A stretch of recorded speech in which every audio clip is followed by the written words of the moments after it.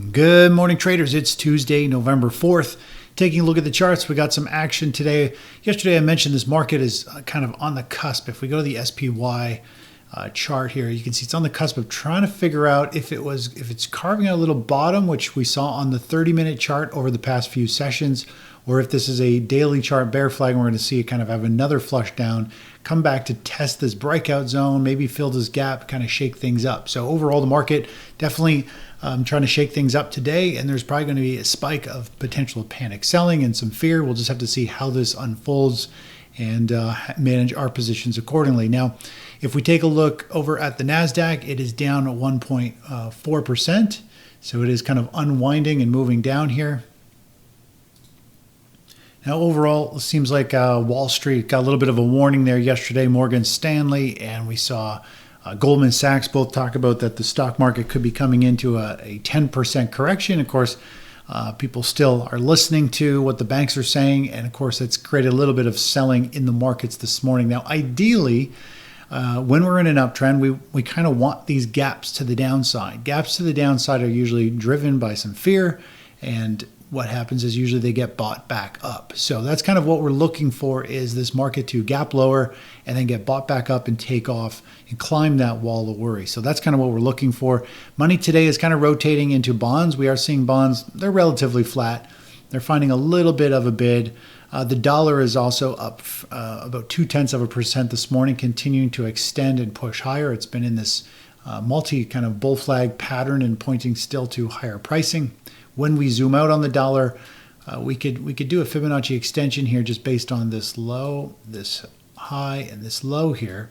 You can see that is going to put us right up into potential this resistance level, this pivot low in the chart, a breakdown, a pivot high, and of course that is also the 100% measured move, which would definitely carve out a significant bottom. This to me looks like a very, very big bottoming formation, and it wants to, if this continues to move higher, it will probably put pressure on metals. And we are seeing metals down a little bit again today. We've got gold down about 0.5%, still kind of floundering and just kind of working through things. Silver down 1.6%, a little more volatile, and we're seeing that pull back as well. And then, of course, if we look at the miners, I'll have to look at the 10-minute chart down below here.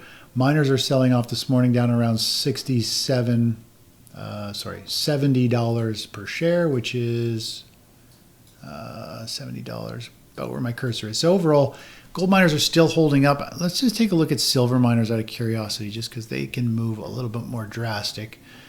Silver miners are down to 21, so they're still kind of holding.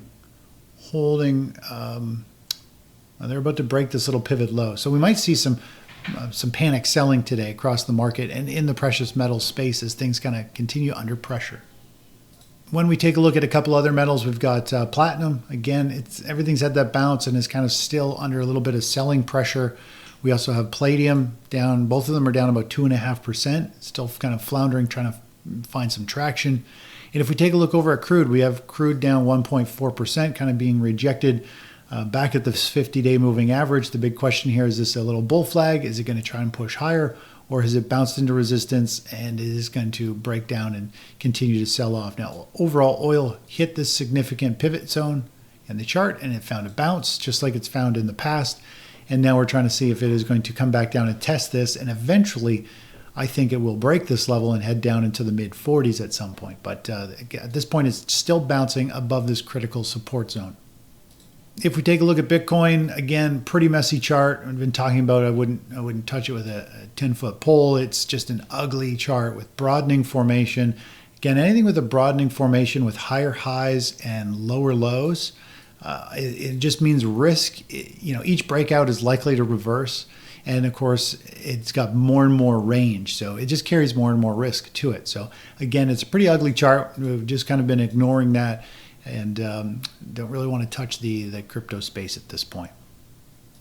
Some of you wanted to look at a few other things. Let's take a look at semiconductors. Semiconductors continue to hold up very nicely in this chart pattern. It's got a nice little bull flag. At any point, it is set to open lower this morning around 357. So it's going to have a sharp gap down this morning.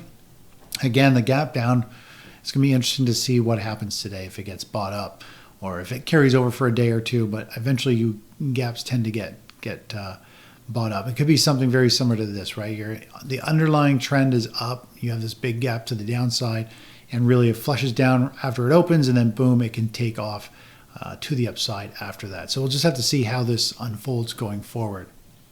Another one was, let's take a look at utilities. XLU, which we've been watching for a while. It has this chart pattern I think I've already drawn on here. It's got potential for a pretty decent move.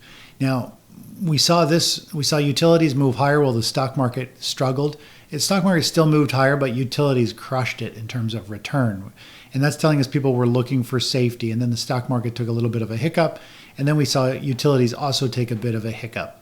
It's been a nice little three-wave correction in A, B, C.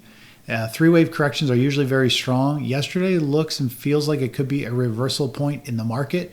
Utilities are trading flat, so they're holding up even though the stock market is down over 1% this morning. So we could start to see utilities work themselves up and have another surge to the upside as a defensive play going forward. And if that is the case, we could also start to see gold move higher. Now, miners might be under pressure if the stock market's under pressure, but gold itself could start to rally and move up here as a defensive play.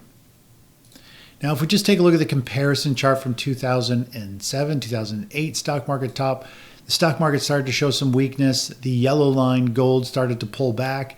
This could be where we're at. We've seen this big expansion in gold, just like over here. We saw a big expansion of gold. Stock market started to struggle, and gold pulled back temporarily. So we've had this big expansion in yellow gold, and now it's starting to pull back, with the stock market showing some signs that it's struggling a bit. If we were to look at what happened in 2008, you can see this is the weekly chart. We saw everything move up together, and then they went into a multi-week kind of pause and started to pull back. Well, when we look at where we are now, you can see we've got this pause and this pullback across all of the same things. So I do feel like after this, we could see, the stock market may struggle or go higher, but after this, we should see gold, silver miners have this big push. If money does start to come out of stocks, it's going to go searching for a return, and it's going to go to wherever the momentum is, which is the precious metals space still. Now, people are nervous in the precious metals space. That's just because it's had a big run up and it's had its first quick, sharp pullback, which is enough to spook most investors. But overall, I still believe we are kind of like right here in the market. In terms of gold, I think gold's got a big leg higher. If we were to look at this chart here, I believe we're in this blue circle, and that means gold potentially could have another big run as a flood to safety potentially comes out of stocks and it moves into precious metals. On a totally different note, fall is in the air. It has been raining for 5 days, 6 days now actually here. Windy, dark, dreary. Man, it is perfect time for some shepherd's pie, which is one of my signature dishes that the kids love. Usually I make it in a giant casserole dish. This time around, we got fancy with a little bit of Instagram kind of mini puff pastry cakes. So I went all out one day and I ended up working on it, doing small meatloaf trays, making my own shepherd's pie mix, which I have a mix of different things in there, sauteed mushrooms and some different herbs. Eventually got it all crisp. And I piped on potatoes, and then, of course, ended up getting those little pies out, dressed them up with gravy and mushroom sauce. Yeah, success, Chris. You managed to pull them out without killing them and everything. Anyways, that's it, and hopefully you have a good, tasty fall meal if you're in the cold, dreary weather like I am. Take care. Bye-bye.